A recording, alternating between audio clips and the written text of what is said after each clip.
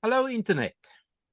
Good evening, good day, good morning, good afternoon, goeiemorgen, goeienaand, wherever you may be on this planet. Today, I've been told often enough, they're all good ones. So yeah. Today, I'm very, very, very happy to say that I've got one of the key persons involved with the 3-1 Battalion book chatting with us today. Now, I'm going to start in the Cape there somewhere. School in the Cape, and I'm going to add, he has shared some of his history with me. I think 1562, a few years after the founding of the colony, he's, what's that fancy word? Your stamvoorvader, your progenitor, that's the English word, arrived in the Cape. I'm going to let this gentleman share that. But before I say that, I'm going to say this gentleman's military life began in 1977, there in Grahamstown at Sixai. I'm going to put my hand up. They wanted to post me to, or I had to go and do my national service at Sixai. And I saw, Die Bokop, I joined the SAF. I ran. No Sixai for me. I've been there. That's it. But this gentleman started his national service career there. So you wonder who's this gentleman. And then I'll just say, he carried on for more than 10 years doing his camps and all of this and that. But what we want to chat about today here, apart from Danie, there you go, Danie van den Berg, and I had to make sure that I get that right. Danie van den Berg has taken that ancestral name right from when his first van den Berg ancestor arrived in the Cape, right through to today. So I say to you, welcome, sir. It's terrific to have you here. It's 3-1 came to my attention a few months ago. Koos asked me to start chatting with you guys. But this book is going on in the background. So I'm saying to you, over to you. I'm going to shut my mouth. You share the story, your story, and 3-1 and the book story. Thank you for being here. Baie dankie, Danie. Ek waardeer dit oor 100. Hi there, thank you very much, and big thank you to you, Forse and Koos. Really appreciate the opportunity given to actually have a chat to you on this specific YouTube channel. Okay, if you don't mind, I'd like to open just with a short phrase by a lady by the name of Nicole Hind. And she said, "You have stories that deserve to be wrenched out of the shadows, increase a sense of hope, of self-worth, and provide clarity on how to approach challenges for the rest of your life." And that has become my motto. Now, my story is not unique. It's probably the same story as, well, hundreds of thousands, some say up to 500,000 national servicemen, permanent force members, short-term people. So it might not be unique. It's my story and what I experienced my 20 years in the South African Defence Force, different ranks, as Fosi said, but it doesn't matter. The rank doesn't matter nowadays. It's just a story. And I'm the guy they've tasked to keep record of 3-1 Battalion to gather all the information, but that will get to later on. But okay, just this is a start. This is a start. From my side, please just be aware of the fact it's my opinion, not that of anybody else. It's singularly my. I don't want to negatively influence anybody. I'm not here to badmouth anybody. But I'd like to salute each and every guy, every lady, irrespective of religion, rank, color, whatever, that served in the South African Defence Force prior to 94. Throughout my life, I had the habit of actually looking for similarities in life, for that points that Afrikaans, we've got to work raakpunte, that you can, you find the people and you walk along way with the people. And throughout this whole story, I'll also mention it time after time. And I've got one pet hate in life, and that's when people compare military units. Please, gentlemen, ladies, it's impossible. You can't do it. Simple reason is they differ in composition, strength, everything. you can't actually compare anything, not even different wars. If you look on all the social media, you see people try and, I don't know if they want reaction or whatever, but they try and get something to say about it. You can't do it. I'll tell you now for the one simple reason. I'm X-31 Battalion, and even post 94 in Parliament, it was mentioned that we were special forces. We weren't special forces. There's only one special force in South Africa. That's the Reconnaissance Command.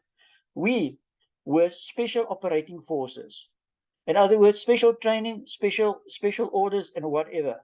We weren't special forces. So let's get that off the table. That's not an argument. That's a fact on the table at present. Okay, then a strange thing. Whenever I might mention the name of Bushmen, please be aware of the fact. When they came over from Angola, I'm talking about the Vesicula's, their names and all the documentation to get unit registers and whatever type of register came from PDI and DGS, in other words, the security units of Portugal and Angola. But for instance, Bushmen have the issue, they can't pronounce L. Their L starts with an R. Just to give you an example, there was a guy by the name of Kafulu Bangu. So later on he became Kafuru Bangu. In other words, the L became an R. And I can mention a lot of things. The custom at that stage was adding letters to their surnames. Jack Bambo, for instance. He was a guy who was killed, I think, in 75 in a landmine incident. A road was actually named after him. But no, Jack Bambo became Jack Mbambo. So it's a total strange thing. And the Bushman has two names. Sometimes they have a child's name and what they call an adult name. So you might find a guy, I had one called Zeka, but Zeka later on became Zeka Antenna. That's another story for another time. So you might find Zeka, but then Zeka, exactly the same person. And actually the same happened in the whole Van der Berg family as well. You get so many variants of Van der Berg. You get, for instance, you get Bergen, Berge, Van den Berg, Van der Berg. You get Del Monte. Del Monte is Van der Berg. It's as plain as that. And all those names just boil after a while back to Van der Berg. I'm a 9th generation Van der Berg in South Africa. The first Van der Berg came into South Africa. Well, those days wasn't South Africa's Cape of Good Hope. Came in 1672. He was Constantinus de Monti. But they all came from a place called Herenberg and Emmerich in the Netherlands and a part of Germany. And so we can go back to even 1064 Van der Berg history, but that's not important now. But this guy, when he was in Cape of Good Hope at that stage, he married a lady by the name of Jacomina Cartiers. He came in the Cape as a sailor, but unfortunately was killed. And they had one child. And that child, the whole Van der Berg family started with that one child. And I'll just give the guy's name is Jacobus van Berg, in other words, Van der Berg, just in another way. If I go into history, the Van der Bergs, you can find them all over. We were at Bloemkrans. Jan van der Berg, his wife and 4 children were murdered. With Pieter Tief was Baron Pieter and Pieter Jr. van der Berg that were murdered. At Blood River, it was Hendrik van der Berg. You can see in the notices of the concentration camps, Van der Bergs were there. We were Cape rebels. We left in the Groot Trek or whatever, but we were never considered as Afrikaners. Well, good thing, a bad thing, heaven knows. It's a different time we live in. But we love South Africa. This is our country, and here we'll die. I'll accept that.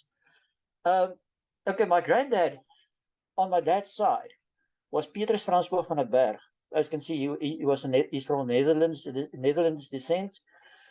My grandmom on my dad's side was Elizabeth Katharina Lizzie Neetling, and Neetling being French. Strange thing, they were cousins. So they married, and apparently that was the thing in those days. My mom's side, my mom was Hazel. Her dad was Harry Gordon West from Britain. And my granddad, my grandmom was Johanna Jessica Isabel O'Neill. So that tells it all, Irish. So in effect, I'm a South African through and through. Nobody can argue about that. We've been here since 1672 and onze Suid-Afrikaners, as we say in Afrikaans. Well, I grew up in the northern suburbs of Cape Town. Went to school. Holidays, we had to spend time on the farm in Tulbagh. But Tulbagh repeats its history in all my life. Just to give an idea, I'll talk about it later on. Elizabeth Albrecht of the Southern Cross Fund, she was born as the daughter of a parson in Tulbagh. The late Delwell Dinford, the first commanding officer of 31 Battalion, he lived on a farm just close to Tulbagh in Wolseley. The last officer commanding of 31 South African Battalion, Scholes van Wyk, he grew up in Ceres. And I ended everything up in Worcester, just down in the valley on that side. Now, on the farm, what we had to do, we had to work. You know, you had to learn skills. That was expected from the elders. Now, they didn't do much when it comes to the military. They enjoyed themselves, throwing a tomato and egg at one of the meetings and shooting up in the kloof if their candidate lost or won the election. But that was it. An uncle of mine was in the commandos, and one of my cousins was also in the South African Defence Force for training. Then everything changed. In Standard 9, we were called in by the guidance teacher, Mr. Schreder, and he said, okay, you have to register for national service. We had no darn idea what it was, by the way. We filled in a form. He gave us 1.5.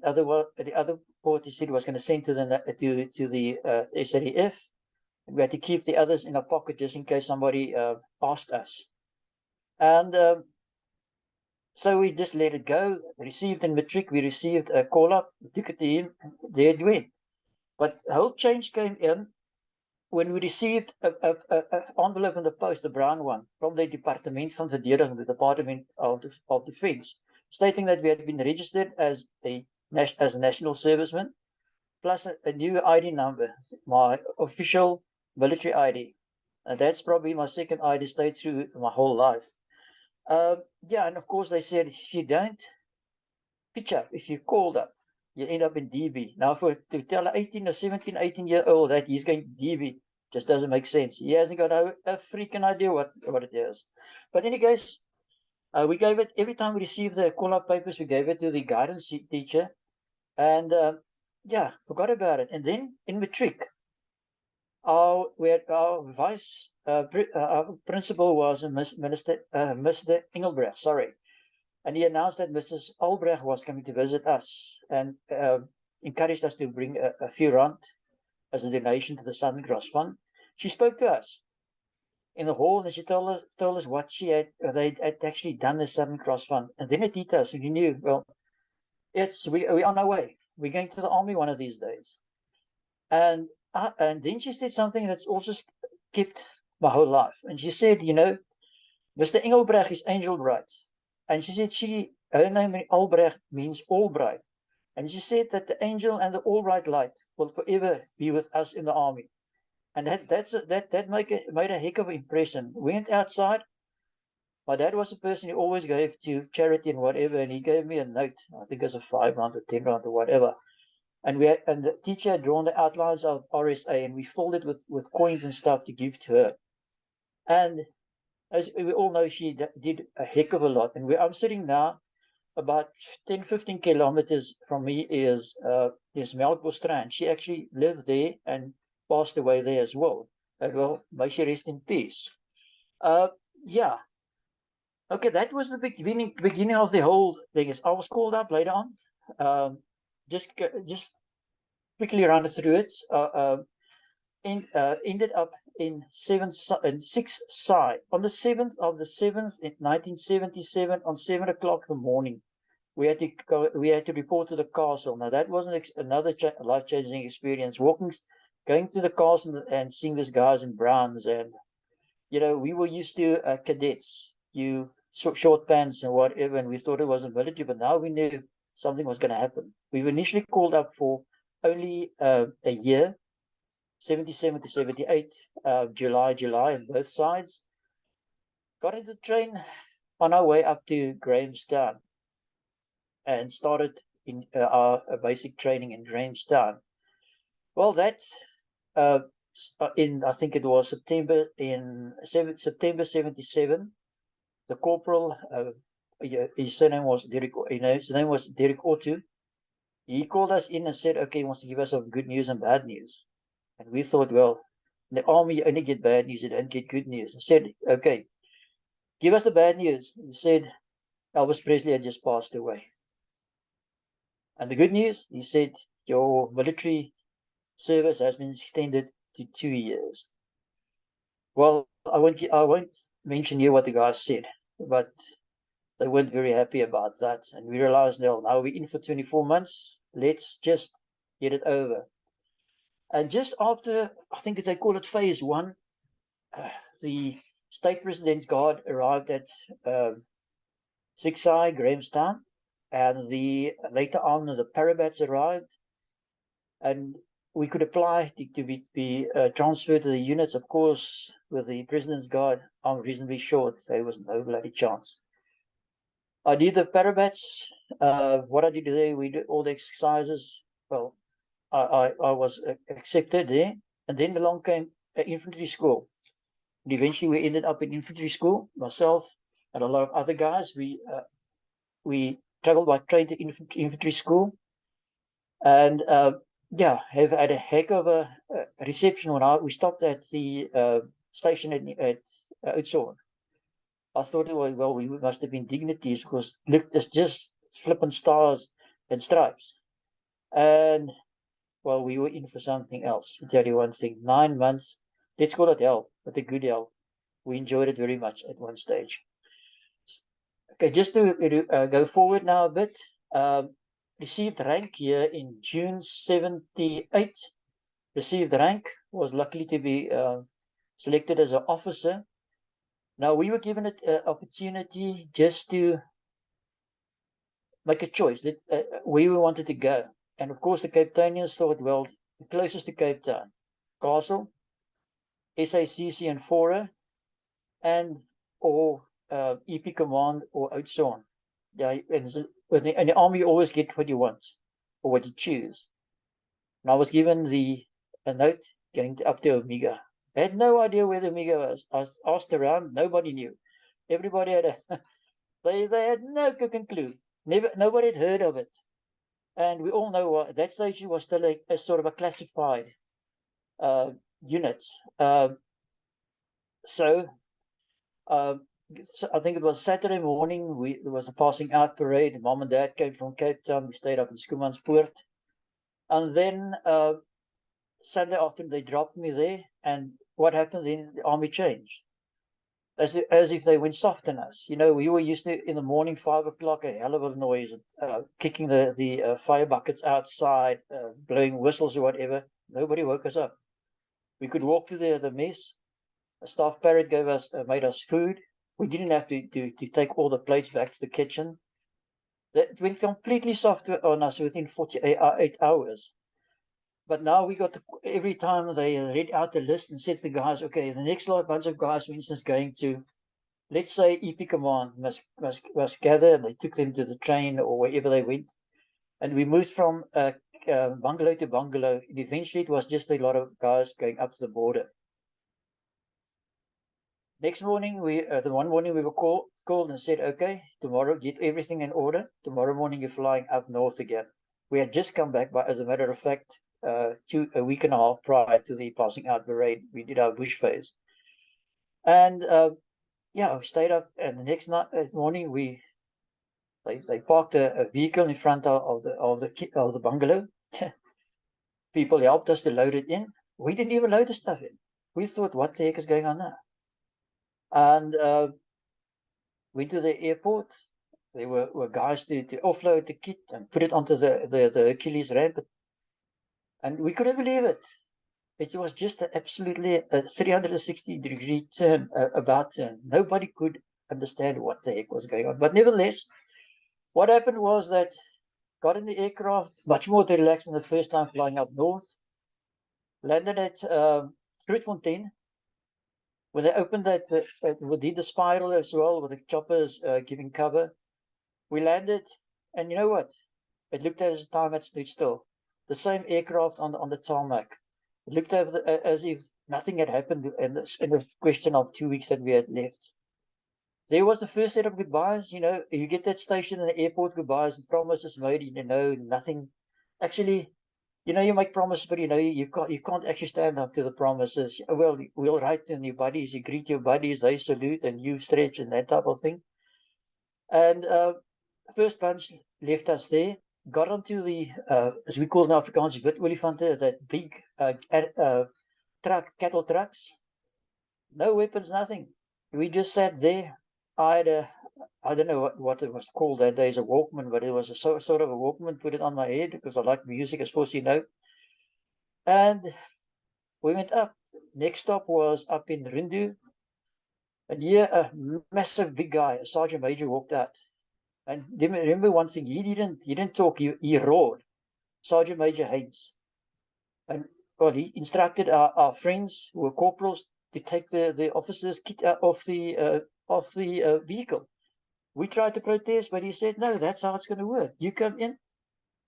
He's told them to go to the NCO mess and have something to eat, and we went to the office mess. As I said, everything just went soft on us. We weren't used to it. Yeah, so we spent a few hours there, and we loaded everything, and we still didn't know where the heck we were going. Of course, he didn't know we were on our way, and we told him we were on our way to 3-1. There were guys from 3-2. Some guys were on the way to Katima. Well, there we greeted a few guys as well that stayed behind in Rindu. Then we just hit the road. Now, that from Rindu, you travel east. That's about, just a guesstimate at this stage, I think it's 300 odd Ks to Omega. And we started getting dark. We crossed the river at the Danie. Some of the guys on 3-2 got off, and here we went. And all of a sudden, the driver, he just turned off a bit north. We didn't know where we were. It's about 60 kilometers to the east of Bagani. Now, Bagani will feature later on again. And then we saw we were at 3-1 Battalion. We couldn't believe what we were seeing. It was dark at that stage. We got off, and out popped a dude, Franny the toy. He asked, what the heck are you doing here? Who are you? And we explained to him, but I've still got the idea that these guys were trying to catch us as a sucker. What happened was that he told us, well, they're expecting an attack on the base. The biggest lot of bull in any case. But I think Red Hot Ram played a big role there. And he said, okay, we're going to make you food. And all of a sudden, the cooks were busy in making food. We ate. So that's the second point that they knew about us, but they didn't have accommodation for us. After that, we stored our kit. We got back on the vehicle. He gave us a selection of weapons and ammo, but nothing fitted nothing. I mean, an AK with a G3 magazine can't work. A 9mm on a G3 magazine can't work. And that must have been another pointer that they were actually taking us for a ride. But we were too darn stupid. We didn't know where we were. It was middle of the night. So we were taken, he got into the vehicle with the driver, and he directed him to a place that later it became known it was Mupani Valley. He got off. They buzzed off. Next morning early. Now, during that night, you must know some of these guys had never slept in the veld. Some of the medic guys had been with us, they had never experienced anything in the veld. So what they did was simply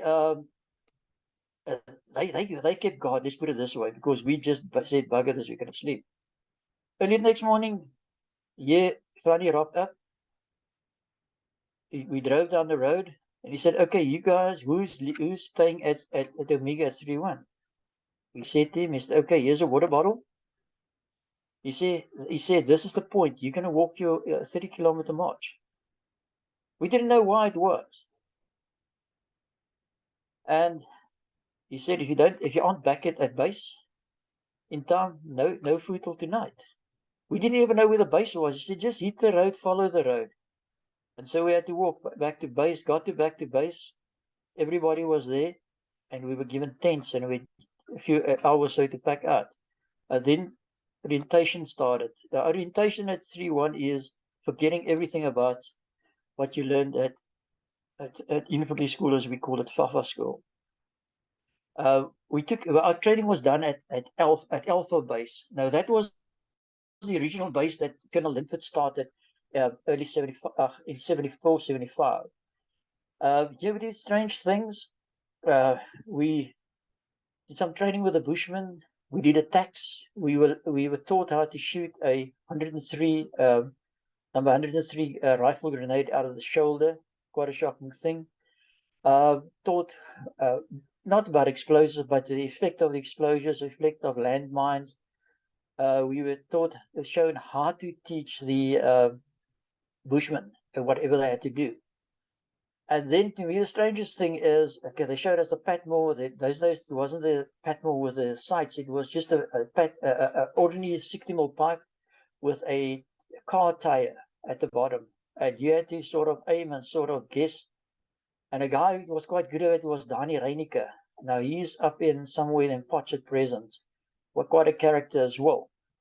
And then a guy, our training personnel consisted of two people. Mostly it was Sergeant Eugene Durant. He's living in J Bay now. And then Harvinell, Lieutenant Harvinell. But strangely, we weren't allowed to equal rank, to call them by the names they will take, lieutenant, or whatever. And one morning, we got outside Alpha Base. We had to run from main base to Alpha. We're only 8 in main base, and that's a bigger base. Got there, and Eugene Durant, Sergeant Eugene, put a stick in my hand. I said, what the heck is going on now? He said, we planted anti-personnel mines. Never in my life had I seen a anti-personnel mine. And he said, no, you can use this and you're going to detect the anti-personnel mine. I tell you one thing, I swear today, that wasn't fun. The training, I think it was a week's training. We did all kinds of funnies. We did Beirut marches. We did anything. We had to march from A to B. And, we weren't actually welcome there. We were just there because we had to be there, according to what I understood from them. You weren't accepted as a member of the base of Omega. You were only until they actually said to you you were. So one morning, a Friday morning, we were marched down to the parade ground. When we got there, the whole unit was already formed up. We had no idea what's going to happen now. They said, okay, you go to that, you're the lieutenant of that platoon now, you're the corporal, the sergeant of that platoon. We had no idea what the companies were. We didn't know who the officer commanding were. Did the whole parade. We didn't even know where the company HQ was, for instance. We just followed the first platoon, and eventually I came to. I realized that I was dealt into Charlie Company, Platoon 4. In other words, Charlie Company was the Vasikela Company. Now, Vasikela, I think a lot of people have already spoken about that. But the Vasikela Company, the Vasikelas were let's put it, the yellow Bushmen that came from Angola after the coup d'etat and all the problems in Angola from the 60s to the 70s. So, found myself a platoon commander of Platoon 4. My unit commander was Lieutenant Dietlefs. We called him Kibble. Just to give you other words, that already indicated there was a shortage of rank, because he was exactly the same. I think he was a full lieutenant. We were all lieutenants. Our company sergeant major was Sergeant Eugene Durant. That also gives you indication of that they weren't rank. They were short of rank as well. A few of our guys at that stage were sent to do other jobs. If I say the original guys, Jack Fillion ended up in the stores. A few of them, I assume they didn't make it on the rotation course. So what happened was that they also sort of became part of Omega. That afternoon, we were sent to the commanding officer's wife to collect our bonnies, our berets, the khaki-colored beret with a crow on it, and the bonnies. At that stage, we wore the bonnie after beret more than the bonnie, and later on it changed apparently to more to the bonnie, what I understand later on. yeah, and so we started with a bit of training. The Bushmen started knowing them. You have to adapt. It's a different type of person. They got a will of their own. They can give you the best people on earth, but they got a will of their own, and they have to trust you. And trust is the paramount thing with the Bushmen. The first time we went out with the Bushmen, there was at that stage Omega 31 Battalion. Their command was they were ordered to cleanse Zambia, southern Zambia. Now, if you look at the map, and the Kavango flows between Zambia and Angola. And just Fort Dopies is to the south there. Then you get a airstrip Immelman. Just above that is Sefuma. Sefuma is was a police base in the past. It became a UNITA base. On the other side of the river was the old Kogela, old German fort, a white, massive, impressive building. And just after that, we took one of these two-spur roads, sand road up north to Kwando. Now we operated from Kwando base. Now from Omega to Kwando, was line now, say 150 k's about. It could be less, could be more. White. This I don't know if it's chalk or what type of road, and always dusty or whatever. At that stage, they were building the new East-West Highway, as we called it, the Golden Highway. We stopped on the Kongela Bridge. In other words, that's basically going over to the far eastern side of the Caprivi, and there the sort of a tradition started. Now, that's crocodile-infested water with hippos. You can't believe it. The guys jumped into the river, floated through to the other side, and got out. That became sort of part of the ritual. From that, we took, as with most of the old bases, they call it Bospad. Now, I don't think there's a translation for Bospad. Bospad 1, Bospad 2, Bospad 3. And we took the Bospad up to Kwando. Kwando, a smallish base, company base. Not much in the base. It's just the basics, four corners with machine guns, bunkers in it. Then the armory or the magazine, the ops room, as we call the opcast, the lookout tower on top. And of course, the most important thing was the swimming pool in Kwando. We started moving out. My platoon was dropped on this side of the board of the cut line. We moved over. Well, at that stage, I still believed in following the procedures, a spread out line. We went to the other side, and that's where the first test started. These Bushmen, they had to absolutely depend on, they had to trust you the whole time. And the idiot I was, young and out of infantry school, thought I knew everything. They said, okay, you walk in front.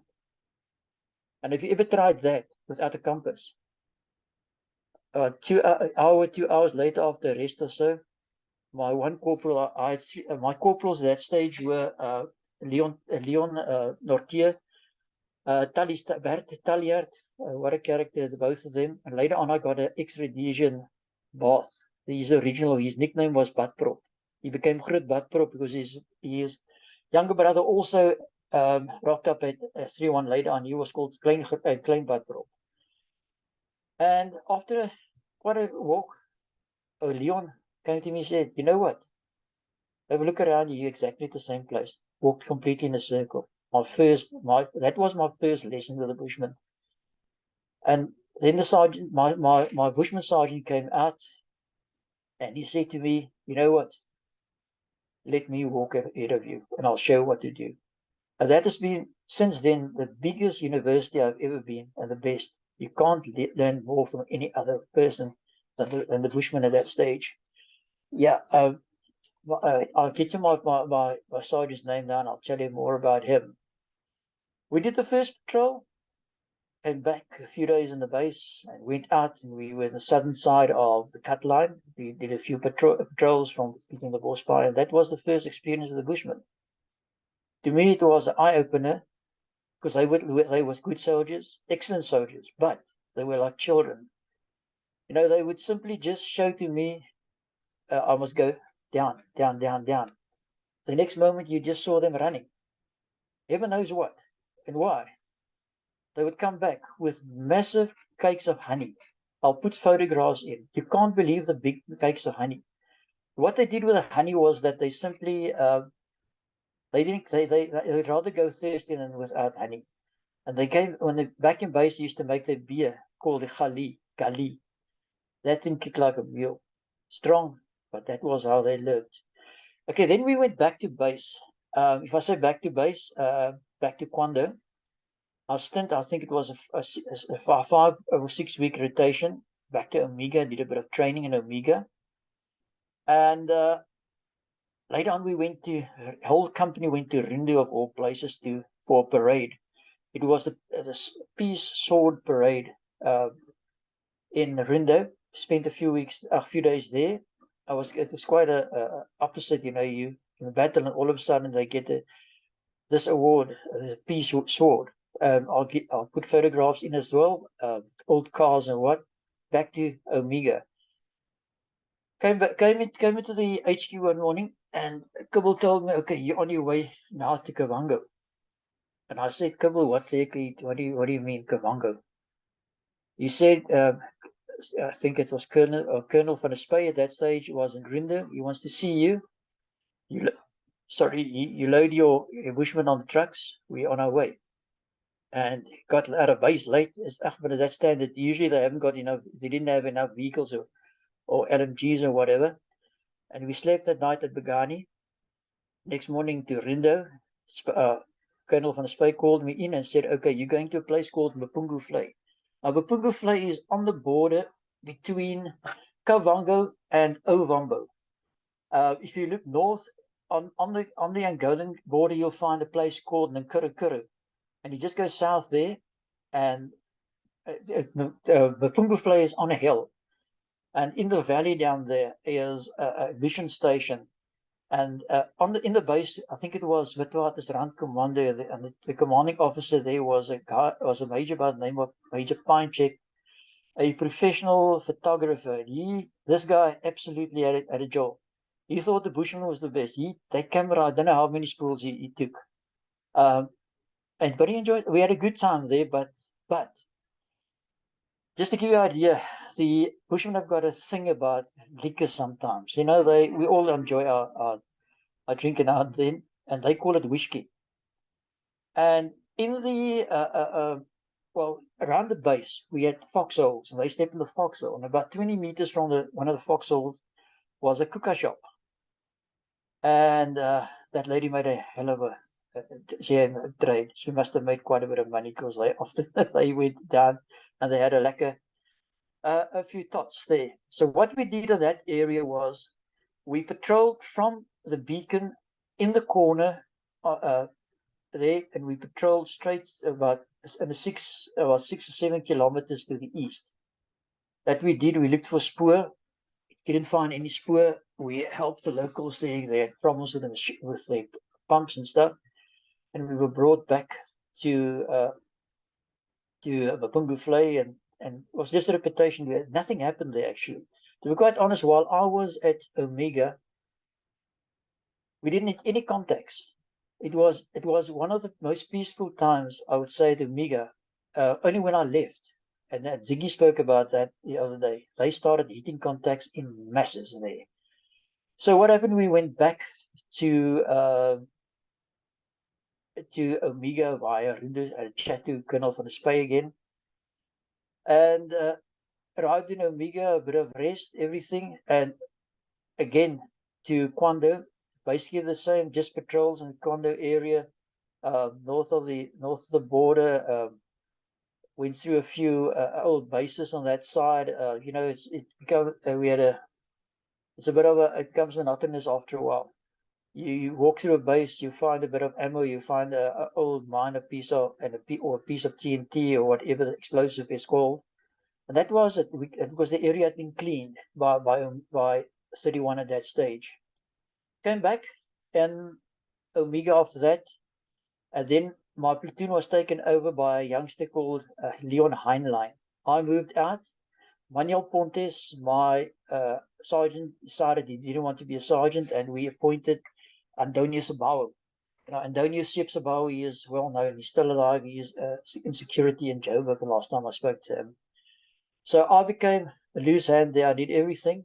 If they wanted an extra guy going with, if they wanted somebody to do a job somewhere, I did that.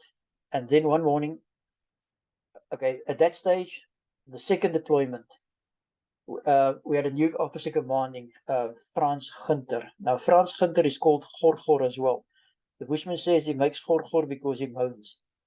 That's what they see it. Or he's called Sallo. Sallo means bush, as we call the bosvark in Afrikaans, because he had a massive moustache. He was a blonde guy, and he was a charismatic. He is a charismatic character. He's still alive. He's got a farm close to Middelburg in the Transvaal. A very good guy. You know, the type of leader. You don't ask, you just follow. I was dealt into a platoon with Garth van die Kerk, as we call him Hanskaki. We were told we were going on an operation in southern Zambia, quite a big operation. We went down to the Popper Falls. Now, Popper Falls is just close to Buffalo Base, the 3-2 Battalion base. At Buffalo, what we did there, okay, that place is crocodile infested. You can't believe it. We did river crossing with Zodiacs, just in case we needed that. Did a bit of training in the base, walked out in Jack's Road, did company attacks on that side. Individuals, we worked as that as well. Problem at Omega always was a shortage of weapons, and keeping security is just as difficult. Ending up, we had to go and ask the other companies for their mags. I actually prefer the HK21 and the G3 variant of the LMG, a nicer weapon, easier to carry. I'm a smallish guy. And off we did a bit of training. Ziggy gave them a bit of demo training, and we did a bit of hand-to-hand combat. So I think that was just to get something else done. On our way to Kwando again, Kwando base was chaos. Around Kwando base there were a heck of a lot of different units. They were, well, as art, what do you call them? It was armor guys. You name it, mortars. There were sappers. I think, if I'm not mistaken, we had a few 3-2s and we had a few reconnaissance guys as well with us. We took our own reconnaissance team, Franny Low, with us. Franny the Toy, sorry, with us. And the operation was called Operation Superfront. That was basically to clean Zambia after a few attacks they had, I think, in Katima Malilo. We stayed there, we did a bit of drills and stuff, whatever. But the base was so overcrowded, they chased the people out of the base. I've got a photograph taken with Frans Gunter. Now the wording is, excuse me if it's a bit rough for this channel, but the wording is correct. He put it on the toilets and stuff, the ablution blocks. He said, and if I offend anybody, apologies. He said, "Gaan kak in die bos, and die basis is te vol." And I'll send that photograph to show you. The base was overflowing. And what we heard was that they were still waiting for the State Security Council to approve that. Dear friend Botha and Key. One morning, a chopper came in, took France and all the other guys to Mapacha and Katima, final orders. At that stage, we regiment Algoabai joined us as well. Now, Algoabai, well, probably from Port Elizabeth, were campers. Now, we were a mixture of campers. I was a camper later in my life in any case. National servicemen, permanent staff, whatever, quite a selection. France and them came back. We went into the sick bay. He gave us orders, and it became apparent that we were going to clean southern Zambia. I was tasked with the other extra guys. At certain points, we had to move out to do certain jobs, if ever we had to do it, and we were off. Stopped close to the border. We stayed there for hours. And that did, because the final OK hadn't come through for the State Security Council, as understood. And the next moment they started up those vehicles. I think up to Lusaka they must have heard us, because it was a massive, massive, massive convoy. Across the border, and at certain points we were given certain instructions, cleaning of bases. Apologies. We cleaned, found nothing. It's old bases. Nobody. We found, that a few AKR. Sorry, folk, we had a bit of a temporary internet glitch. Let's just call it that. But Danie has recovered everything on that side, and he's back with us. Thank you, Danie. Okay, thank you very much, Fossi. I think I left off where Franny was blown up in his vehicle, got on the vehicles, and off we went. So we did say the same for the next few days. The sappers got out, they swept the bases. We got out, we did a bit of small patrols. And then one morning early, I remember on my vehicle, to my right hand side. The next moment, it was like thunder all over. Buccaneers came through, low over the convoy, and it felt as if the earth was actually shaking underneath us. They went up into the air, and the next moment we saw them doing all kinds of funnies. Of course, you will know what they do in any case. And the earth just, you could hear the bombs explode. Whatever they used, heaven knows. And they came back over the convoy, straight up in the air, did a heck of a lot of victory rolls and disappeared in the distance. The next moment we had impalas with us as well, and they also strafed the base. We could see it from a distance. Franny and his reconnaissance team got into their camos, all kinds of funny weapons and stuff, and they went to have a look at the base. Word came back, empty base, and that followed us straight through Safran. As I said, I'll include photographs of the bases, how it looked, etc. That whole operation was absolutely, I don't know what went wrong. Planning, perhaps the late never knows what it is. And one of the books, one of the Air Force guys, he described as Ops Lemon. Something had gone wrong. For that stage, we moved over to more to the east. Camped out in an open area, a big lager, refueled, whatever, and out of the blue came a Superfront. Free cokes, free everything, and we knew something was up. The next morning we were told we're going to stay. We would stay a few days later. Now that's the worst thing you can tell a bushman. Listen, if you tell him it's a week, nothing more than a week, please. They had a bit of a quabble or whatever, but accepted it. We moved more east, and just above, I think it was the Nella, we crossed back into Caprivi, moved back to the shooting range. I think it's Colonel Aka de Jager, Nick de Jager's brother. He spoke to us. The parson had his word to say as well, and I remember what he said. It was Swapo was with the bang to come play. Swapo didn't have the guts to come and fight. We thought, now back to base we go now. They took us to Mapacha base, the Air Force base. If you enter the base on the right hand side, there's like a cage, in fenced area, and there we were kept for a week.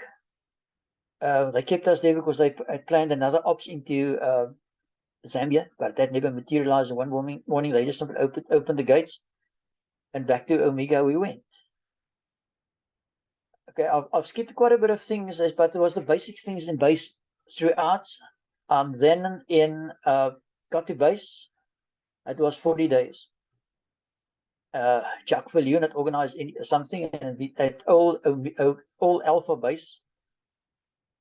He had a braai going, everything. We had a bit of a braai and enjoyed ourselves the evening there on 40 days. And the next day, when roll call, I walked into we had roll call between the mess and the woodwork area there. And the doctor had a look at me and said, "You're not coming to my base." He said, you're going back to your Kimbo, you're going to collect. Okay, for those who don't know what a Kimbo is, it's a big windy house, actually called the Warren Hut. He said, go back to Kimbo. And I thought, what the heck? He said, you're not staying in my base. Eventually, everybody that had been on Superfront he had a look at them, and we were about 6 or 8 of us, put onto a vehicle, out of the base, straight to Rindo to the hospital.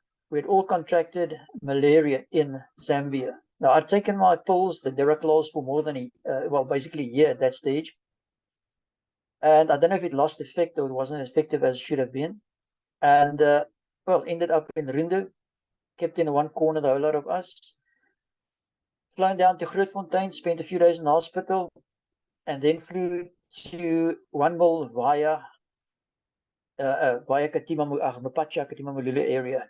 Spent about 6 or 8 weeks in the hospital, and with the well-known sister there. She was called Fires van Vuren. That lady, listen, you didn't look for nonsense with her. She was brave.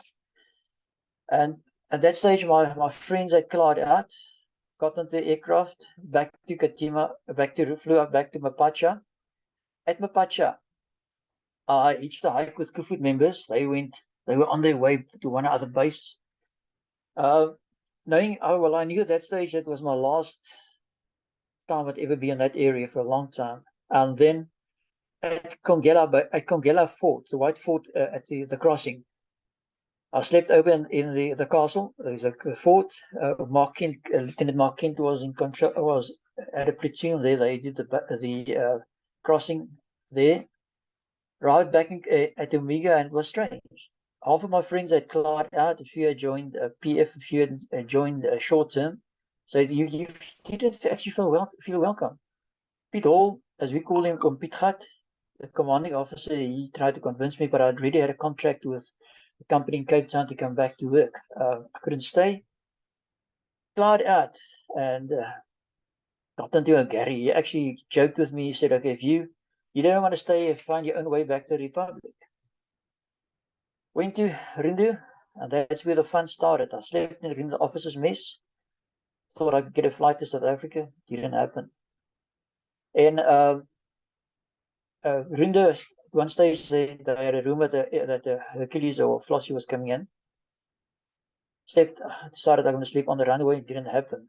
Walked to the Rindu gate the next day. I jumped on a wit olifant.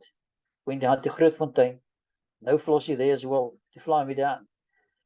It was as if I had contracted one other illness. I just felt things. And what's strange, I found it very difficult to sleep at night. We were so used to the Bushmen at night with the drums and stuff. It became part of life. You actually missed it at night. I booked myself into the Meteor Hotel there. I had like a booze up the evening with a few of the locals. Next morning, the duty driver came to fetch me again. No Flossie to fly me back. Booked again in the Meteor Hotel. Second night. Third morning, I decided to bugger that. I'm going to sit on the tarmac till I get a hike back to the Republic. What happened was a Sapphire, was a Lockheed L100 landed. Opened, and I saw a familiar face. At that stage, I think it was staff. Staff jumped out, and he recognized me, saluted, and I said, "I'm looking for a hike back to Cape Town or wherever you're going." So Staff Schofield. He said, "You jump up. We haven't got place, but you can sit on the ramp." And there I spent my next few hours. Landed in Oudtshoorn. Went to the then Air Cape.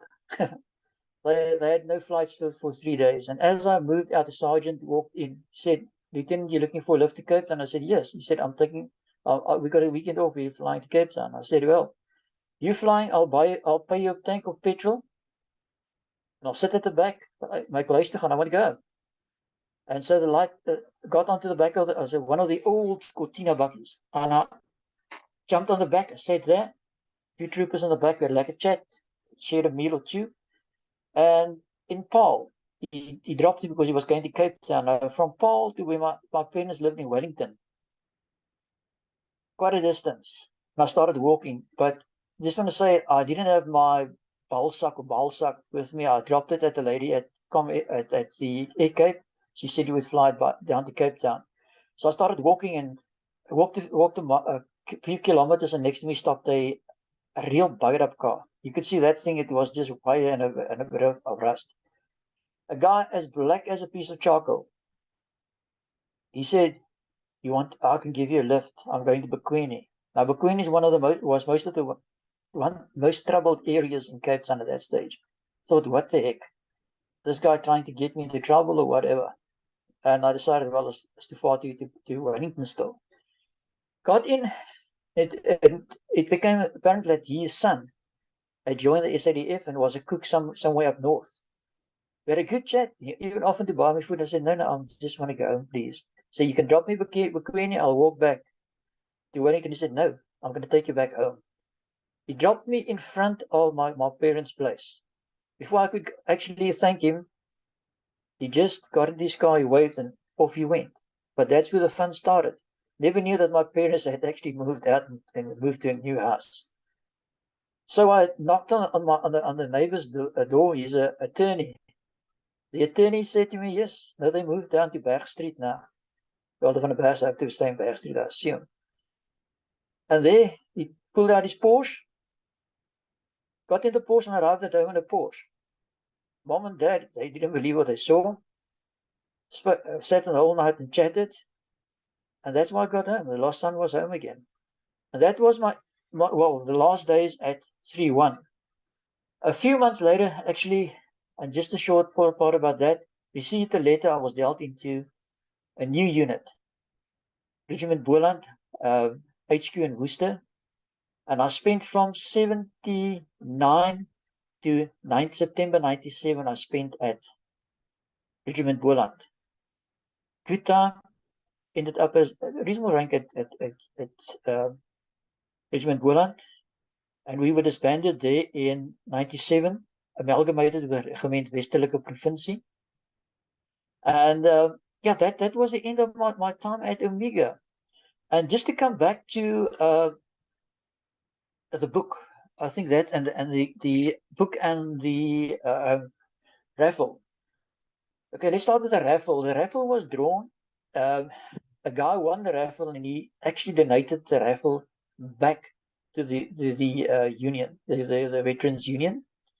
So at present, they're trying to figure out another way, I assume with PayPal, etc., to again raffle it. And we'll notify everybody. We reached our target. So we got a few bucks probably in the bank to start with it or to get going with it. Thankful for everybody who bought the ticket. Baie dankie dit my heart. Thank you out of the depths of my heart. As to the book is taking shape. I'm only the guy, the facilitator. I'm only collecting information.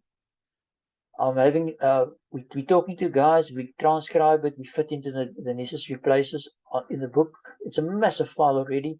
I think it's running, well, photograph-wise, I've got about 7,000 Omega photos with permission. Some of them are it's great photos. I've never known about a few things. The typed pages are close to A4, about 1,400 now. So it's quite a few pages. It's stories, it's experiences the guys contribute. I've probably become the most unpopular person on earth because I don't let an opportunity go by without bugging the people.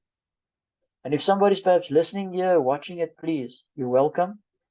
Foresee is welcome to give my number, my email address. If you got anything relating to either Alpha, 31 Battalion, Omega, I think it's 46 Battalion, 203 Battalion, other words, Bushmen and Lelebo, 31 Battalion South Africa, and 31 South African Infantry Battalion. You're quite welcome to actually, if you can contribute, every bit of stuff will be appreciated. I undertake that if it's documents, if it's photographs, let me know. We'll pay for the postage and we'll see that it gets back to you as well. Yeah, sometimes people ask why a book, and I can just repeat what I said just now, what that lady said. There's a book in everybody. You've got a story. Everybody's got a story to tell. Don't tell me I've got a story to tell. Sit back. Just light a fire, pour a glass of beer, a glass of wine, and immediately somebody will start telling a story. Sometimes it's a sad story, but that's also part of a big story. Sometimes a chirpy story, sometimes it's just history. And that's what we're looking for. Any type of story, because that makes a book. And everything will be acknowledged. If you prefer not to have your name used, give us a pseudonym. If you want to be Johnny van Salen, Yukosi Kotze, or whatever, you're welcome. And we undertake that we'll keep your name secret, because I know some guys work in places that they actually can't. They can't give their names because they put themselves in danger. I mean, if you work in, so let's say China, and you start telling a story, the world is smaller than we think. Let us, we'll give you another name, the name you prefer. That name will your story will stay with us, and your name will also stay with us. And that's a promise. It's going to be a heck of a task. Well, working to 20 maximum to end this year, all the content of the book, and in 2024 to get it out to the guys to sort it out, get it in line in 2025, because 2025 is basically the 50th year anniversary of the unit. Can get it out. And please remember one thing: we're getting older. Older. We're getting less and less. Just have a look on social media. Every day somebody's passed away. Stories passed away. The children, they'll get rid of the information. They'll chuck it away. It's got nothing. They don't see any value in it. And that's why, give it to us. We'll copy it. We'll keep it. Somebody can read it in the past. Yeah, and that's about my story, Fossi. Thank you very much once more for the opportunity. As I said, my period at 31 was a quiet period. When I moved out, as Ziggy and them started hitting contacts, I think he spoke about the 6 or 7 contacts with you. We lost Johannes Konga. We lost quite a few guys. A lot of guys were wounded. All of a sudden, everything just changed. The whole war as such changed. But we're busy with that stories as well. And everything from day one. Yeah, Alpha Omega will stay with us. I regard myself as a white bushman, and I'll die a white bushman. I've got a nickname. I can't pronounce it. It's something like Gaiku. It means big and small. And I think everybody's got a nickname. Dion's got one. It's called Manare, Mains. Everybody we spent time with them, they gave us nicknames. And to tell you one thing, as I mentioned previously, there's no university in life that could have taught me anything more than these guys have taught me about life. Because they battle their whole life. They're strong. They're very strong. Fossi, I don't know if you got something else to ask, but that I think that ends my story about 31 Battalion. There's a lot more to say, but it's going to be a repetition of what I've already said on patrols and stuff. But thank you very much once again. I really appreciate it, Malaria. Danie, fantastic to hear. Fantastic. And just by the way, I don't know about Buccaneer operations. I think I've touched a Buccaneer in my life before, but I don't think I've ever seen them in the air apart from takeoff and landing. The one thing I think, no, I'm talking porkies here. I think one of them was a Buccaneer or a Canberra used to start with a starter cartridge, an actual cartridge that it didn't have a starter motor. So when they came into Port Elizabeth, they couldn't shut down. That we had to hot refuel them, and that was a training. So you know more about Buccaneer operations than me, sir. Sorry. Yeah. I don't know more.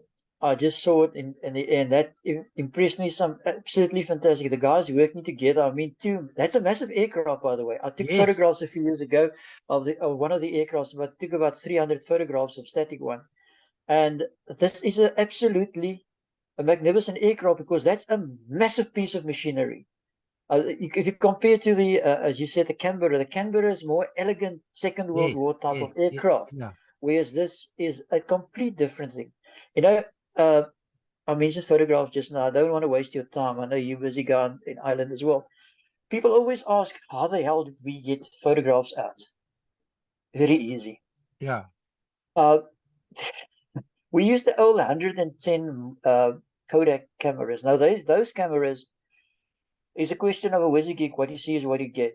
there was no lenses. You could just simply take a photograph. So it's not a good quality, but still a photograph is a photograph.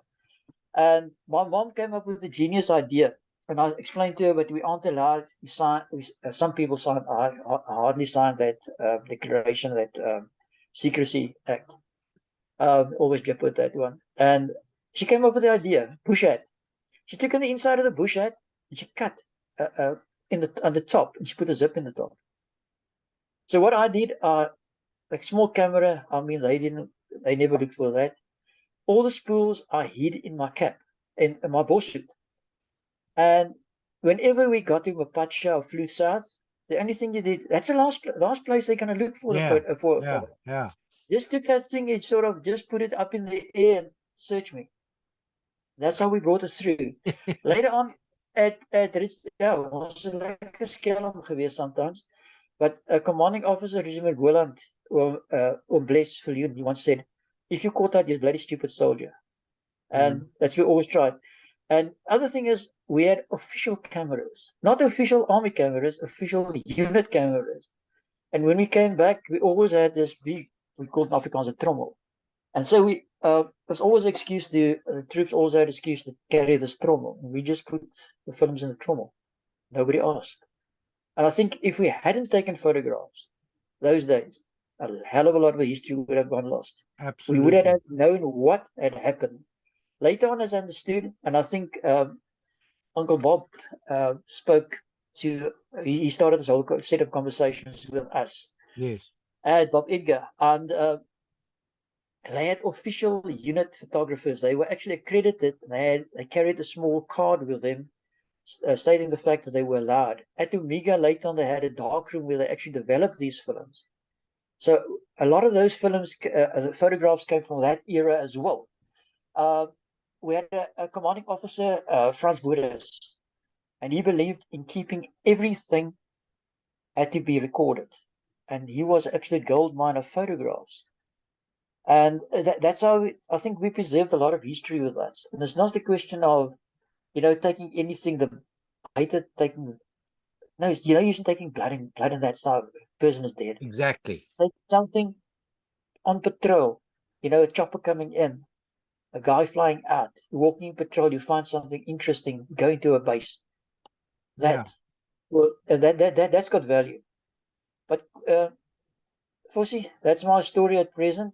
If they're welcome to contact me if they want to know more about Omega, why we called crows, why it was called Alpha, why it was called Omega, and all those type of things. But remember, we brought Scholes van Wyk brought back 4,500 Bushmen to South Africa to Smitsdorp. Yeah.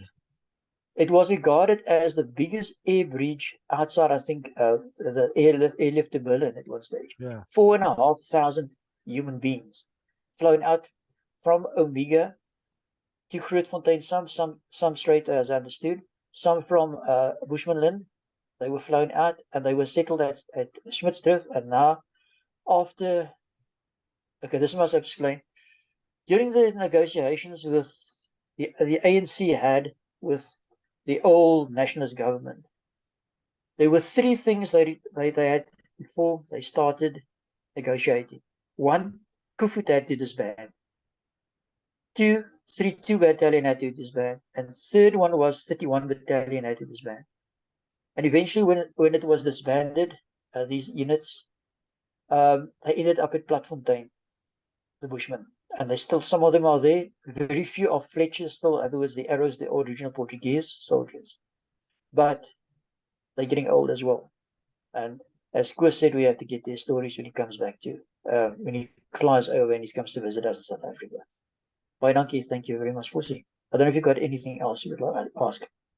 Danie, I'm not going to ask anything at this stage of the game. What I will say, though, is I think you have tentatively said there's a second one not around the corner. We don't want to be nagging you, but there's a second one where you can come and tell more stories about your later military, let's call it a career, because basically, in a way, it was a career. You guys you commando guys, you half your lives you spent thinking military. So We'll call it that. So you're going to come back for that. And we might even just throw in a bit of music and a few more photos. We will do. Yeah. Folk, I want to tell you something about Danie. Danie has over, I think he said to me, 80,000 individual bits of music, not repeats, apart from if they were different, if there was a live version and a non-live version, studio version, bits of different music. 80,000. Am I right, Danie? Can I shock you? Yeah. 97,000. Oh. Yes. Like, 97. yeah. I started I started with music when I was a youngster. Always had some other connection to music. I played a bit of DJing at parties and that stuff. Ended up played 1 or 2 clubs as well. That was my younger crazy days. When I lived in Hillbrow, of course, it was in and out of all those places. Yeah, Yes. apparently you know Hillbrow as well. The Hillbrow Record Center and those places. CDs came out. I actually, a matter of fact, not 2 years ago, I gave one of the organizations over 1,200 CDs. I didn't have place anymore. I kept on buying. Yeah, a lot of music. Haven't got a ear for certain types of music. Just to correct, I wasn't in the commandos. I was in a regiment. Okay. A bit of a Okay. difference, but I can explain the difference later on. Please It do. boils Yeah. down to the same thing. It's just a different way of operation, a different way of being, finding yourself in the field, different lengths of periods of time in a camp, as we called it. But it boils down to the same thing. We all have to do our job in a different way.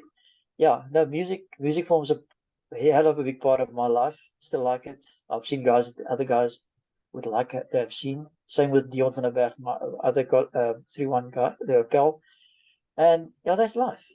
And I enjoyed it. I enjoyed it absolutely thoroughly. Uh, what I can do as well, I'll send you a short video taken of Colonel Linford just before his death, explaining why we are called crows. I said, anybody's got anything to ask about the crows, I'm willing to answer as best of my ability, and I'll even going to find out if somebody knows. If I don't know, I don't know everything, anything, any case. But for bye, donkey. Thanks very much. If you've got something else, just hit me with it. Okay.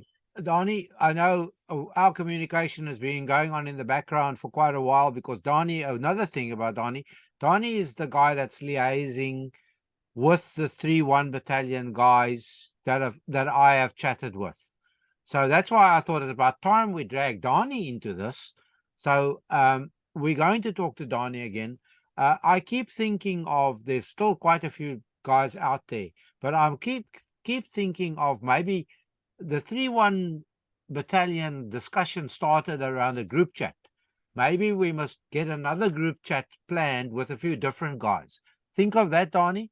And I think before I say good night and goodbye and cheers for now, I'm going to say thank you very, very much. And I think we line that up for next time, or not next time, but think on that one, that we get a few different guys in. I think there was a lot of interest around some of the conversation that Ben Wolf had. So maybe him and a few of newer lads that we haven't seen on the channel before. How does that sound? But for now, I know you've got to go. You're 2 hours ahead of me. My supper is starting to call, so you must be getting very hungry. So for now, I'm going to say until we chat again, internet, until we meet again, God bless. Thank you, Danie. Thank you very much. Thank you very much, and have a super evening further. Everybody out there. Thank you very much.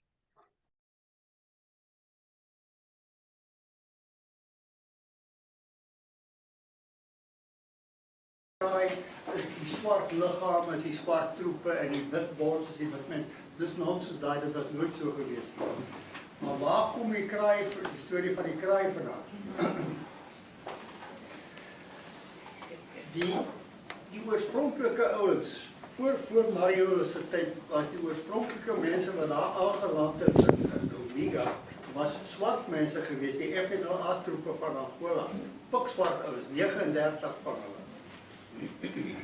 En ons het hulle toe maar opgeneem, want die ou wat hulle ingeneem het nie, ek het nooit op Bushmen gesien van tevore, hy het nie geweet hoe lyk 'n flesh, en hy het gedink hulle is fleshers. Toe het hulle die 39 swart ouens opgeneem in wat toe operasie Alpha was. Maar ek is toe Pretoria toe geroep vir 'n ander rede en die ou wat in bevel was generaal Loods. Hy was hulle het hom genoem Godfather. Hy was die stigter gewees van hierdie operasie.